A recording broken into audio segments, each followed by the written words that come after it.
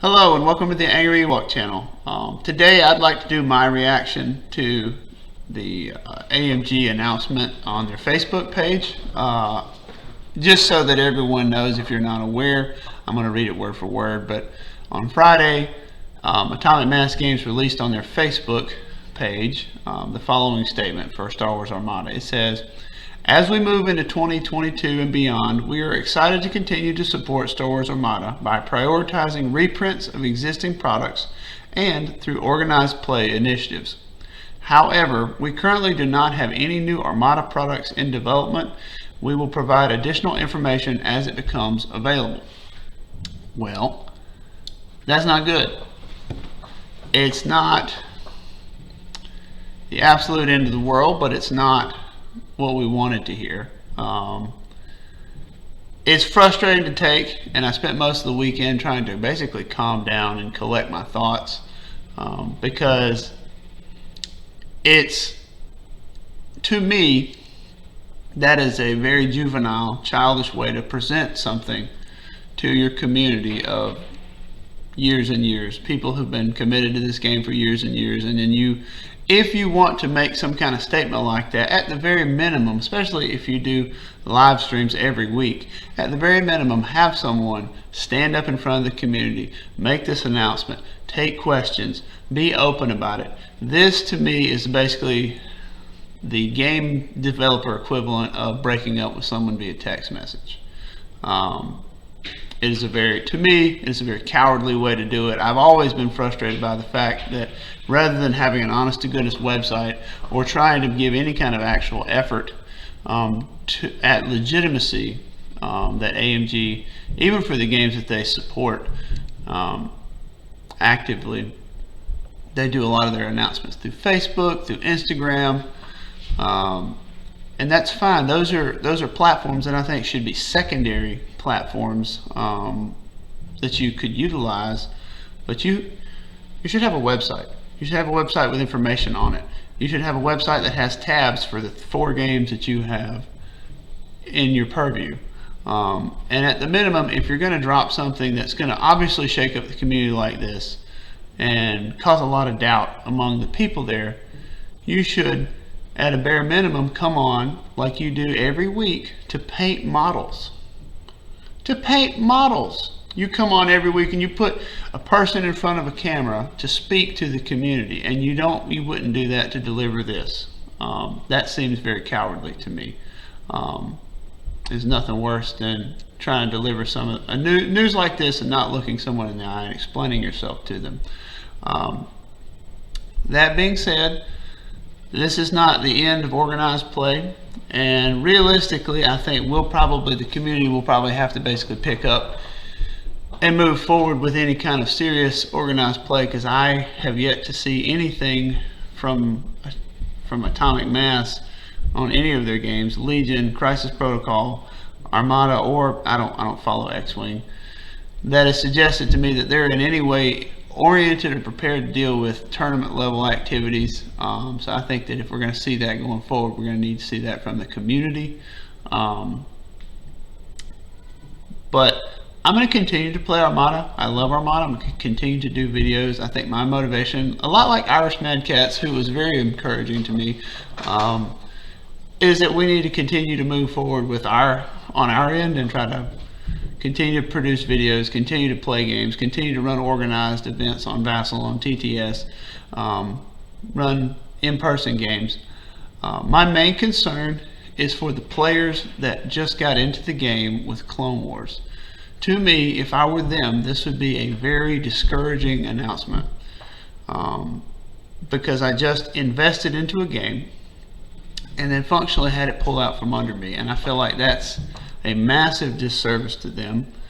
And it infuriates me that the community has gone to so much effort here recently to try to reinvigorate the game, to try to bring these new players into the fold, to teach them. Like, my entire channel is basically dedicated to trying to allow new players trying to get into the hobby to come up to speed quickly, because there is a lot of depth to this game, and there's a lot of entrenched veterans that are very skilled, and it's hard for someone to step in and play at that level especially if they're trying to figure it out on the fly. So that's the whole purpose of this channel.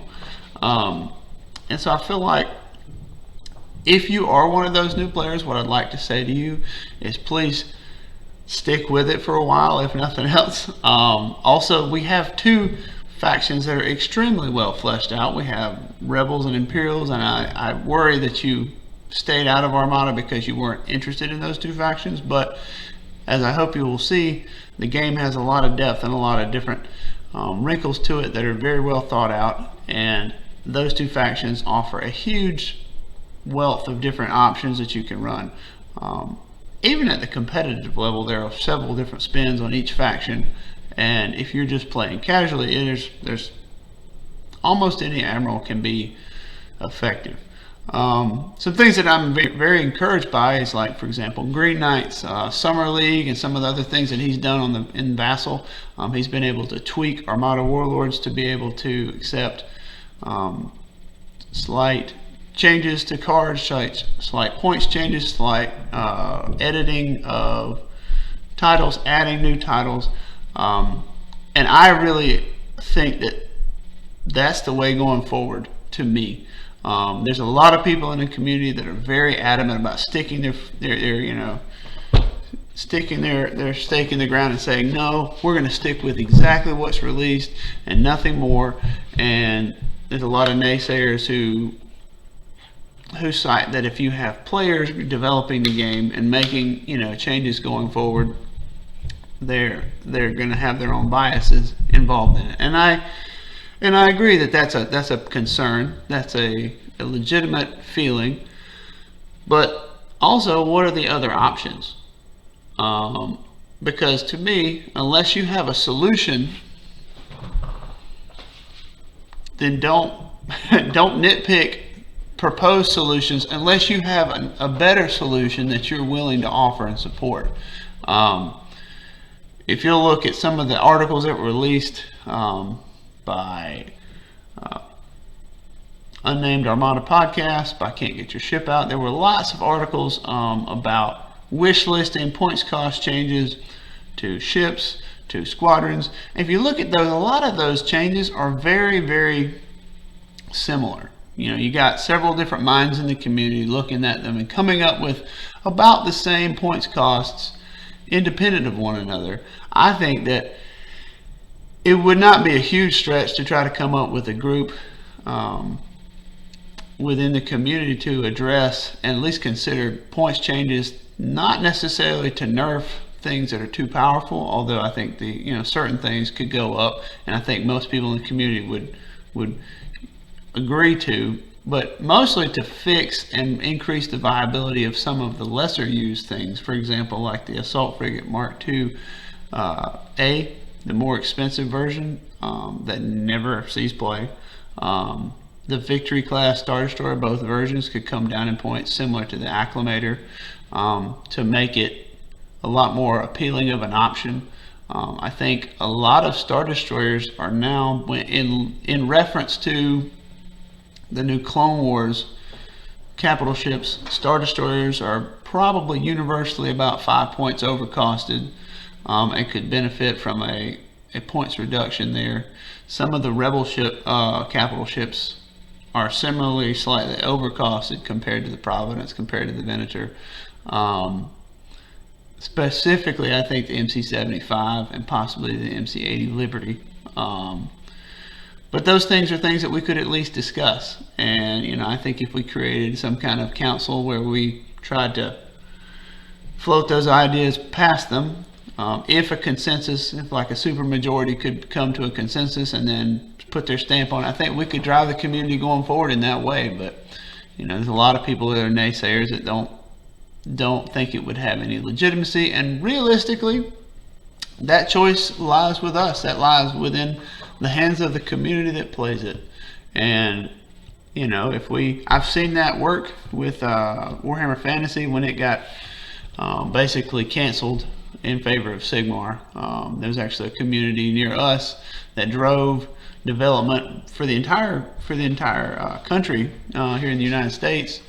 They had outsourced model production to different smaller distributors, and they had a codified rule book, and they had a council that ruled on new content, and it persisted several years that way and released newer things, and a lot of the gamers that were involved in it felt like it was a better game than the game that GW produced.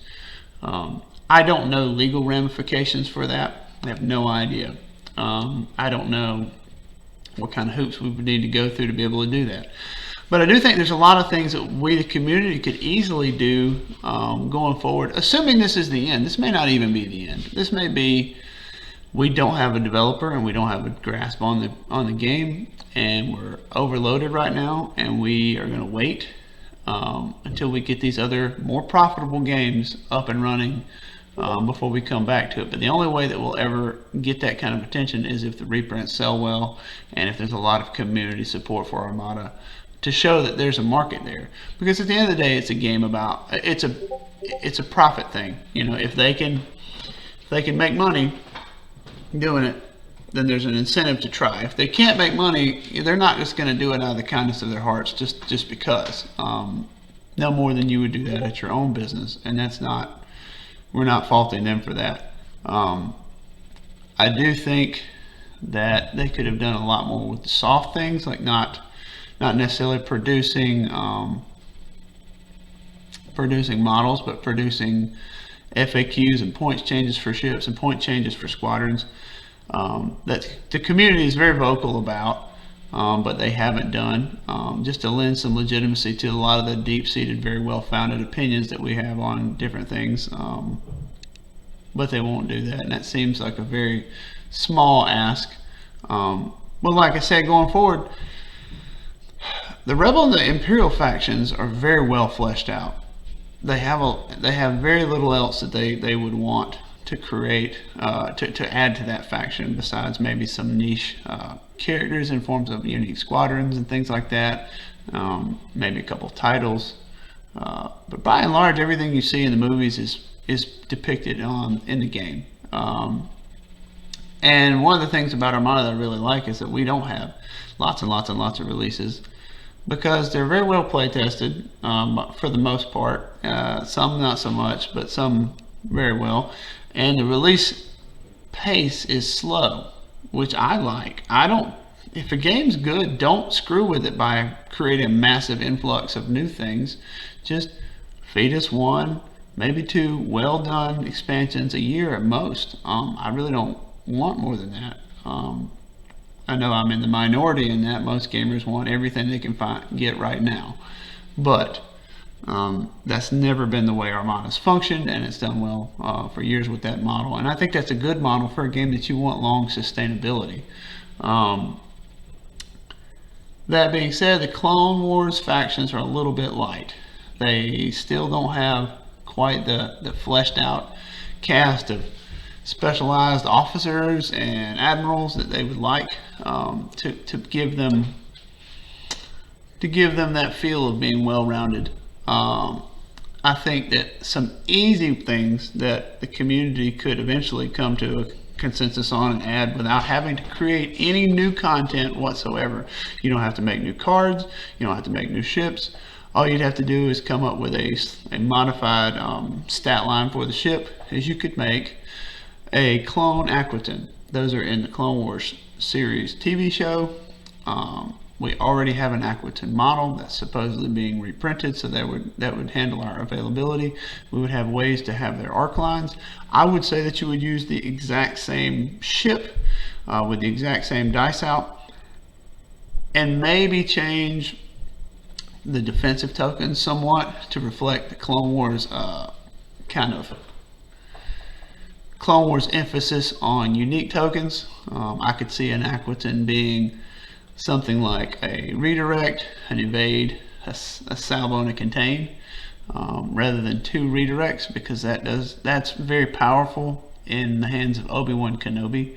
I worry that an expert shield tech Aquitaine with Obi-Wan Kenobi would be very powerful in mass especially, and so that might need to be watched very carefully. I would be against making that change. I would very much say that if you're going to do a clone Aquitaine, you need to make it single redirect for that reason, and because of the prevalence of salvo in the clone faction. I think that, you know, you could give it a salvo in case, I mean, instead of that second redirect, or change that, you know, something there. But I just don't want to see a double redirect Aquitaine in the clone faction, because that would make Obi-Wan extremely powerful. So that's an easy sell. Something Green Knight has done in his vassal updates that's fun and interesting, and also requires no cards or new material besides the title card, is the Phoenix Nest Rebel Quasar. That's basically taking a Quasar 1 or 2, giving it a title, all of a sudden it's a Rebel Quasar. I think that's a very good, easy thing the community could add and would enjoy. And it fills a lot of holes that Rebels need. They've always lagged behind Imperials because of the lack of a Quasar. Never mind the fact that Rebels squadrons are slower. But I think a cheap carrier that pushes 4 squadrons would help Rebels a lot. I don't think it would be game breaking, because the Imperials have it too, and the clones have squad 5, potentially squad 8 with Yularen. And Separatists, you know, they can push 4 to 5. So Separatists might be the ones that you're like, well, man, we don't have a large squadron pushing platform, but they have a lot of ships that can easily push 3. Like, you see a lot of Munificence, you see a lot of Providences, and together they can easily get to that squad 6, 7, 8 in a turn easily. I don't really see that as being a huge issue, especially with their heavy reliance on reserve hangar decks. So those two things right there would add a little bit of interesting newness to the game. I also think both Clone Wars factions suffer from not having a flotilla equivalent, and that would also be super easy to design. Just take the 2 existing flotillas and go get us some Mel's miniatures and swap them out. It's super simple, super easy. Probably use the existing cards, and you could have, you know, a croc like you see in for Separatists, and maybe some kind of relief, humanitarian relief flotilla for the clones. That gives them a cheap activation that they sorely lack. I don't know that I would give it a fleet support slot. That's something I would like to try to workshop. But anyways, point is, those are some things that the community could do without having to produce anything whatsoever. And then I think there's also a lot of ways that we could, you know, expand both factions to make them a little more complete. Obviously, you want the large Lucre Hulk a droid control ship. That droid control ship is something I think a lot of people expect, like, that they really want in the game. Like, I fear that people getting into the game assumed that would come out, as I did, because pretty much the track record of Armada is, if it's in a film, it's going to show up in the game. And so that, you know, was kind of an easy one. Several other, you know, different things like that. And I think that would finish out a lot of the things that you see in the movies. I don't know that we want to be going out into the expanded universe and all that stuff. Also, you could do, this is going way down a new rabbit hole, but you could do a scum faction. You could do like basically just a mercenaries and pirates kind of faction that's not, that has, you know, maybe instead of having specific named admirals, you have like a Black Sun admiral, and then a fleet that's built around that, and maybe do a Cavalry Pirates faction, admiral and his abilities, and basically using certain versions of existing ships that have been confiscated from the 4 factions. You could create an amalgamation of a faction as well. I think a fifth faction that's kind of amalgamated from all the other factions would be very difficult to balance, would take a massive amount of playtesting, and would be something very, very far off in the future, and should not be attempted without a large consensus, just because it's got to have some level of legitimacy.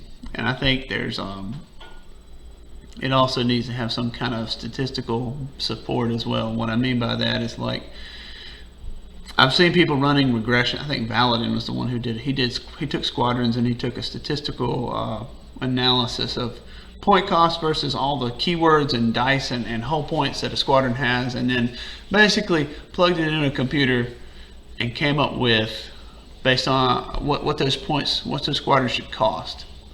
And if we could come up with a formula like that, we could then use that as a baseline to basically create new content, staying within that fixed point of reference, which I feel like that realistically is the way you should have designed games from the beginning. Like, to me, I don't, as a person who plays lots of games and has designed a lot of homebrew things, to me, that's where you start. Before you make the first unit, you have a system in place of, well, for every hull point that I add this many points to the cost. If it's speed 1, 2, or 3, I add this to the cost. Number of click. You have some model with which to build that baseline, so that it's not a guess. It's not a how does this feel. It's a, well, this is what our formula says, and then we may fudge it right or left 10% to try to affect it one way or the other and keep things interesting. But you need some kind of baseline. I think if we could do that, that would be a great place to start. But point is, we have a lot of things that we could do as a community moving forward, and that is only limited by our willingness to coordinate with one another and lend legitimacy to people's ideas that are not our own. And so that's our biggest hurdle. My encouragement to everyone is to continue playing Armada, continue going to events, play in person, do everything you can to play the game and be encouraging to each other, and see what happens. Let's give it 6 months, maybe a year, see what happens. If reprints sell well, if there's still a lot of community interest, that's the only way that AMG will ever come back around to this product and maybe potentially continue it in the future. But there's a delicate line, a delicate balance that needs to be walked between waiting and seeing if the legitimate owners of the license and the people that are, in charge of the game are going to step in, or waiting so long that all of these new players that have come into the game get bored and leave the game. My fear is that the community will stagnate, that will sit waiting on AMG, and that 75% of the new players that have come into the game will leave due to disinterest. But if we as the community we're verbal about our intent to potentially step in the absence of new production and answer that call, that would be encouraging to me as a new player. That would be something that I would be willing to stick around for, and maybe buy into the other factions. That's the thing too for new players. Like, if you're worried about Clone Wars not offering you years and years of enjoyment, you also have 5-6 years worth of product in the forms of Empire and Rebels. And if you like the game, the concept of the game, those factions have everything you could ask for in terms of complete fleshed out roster.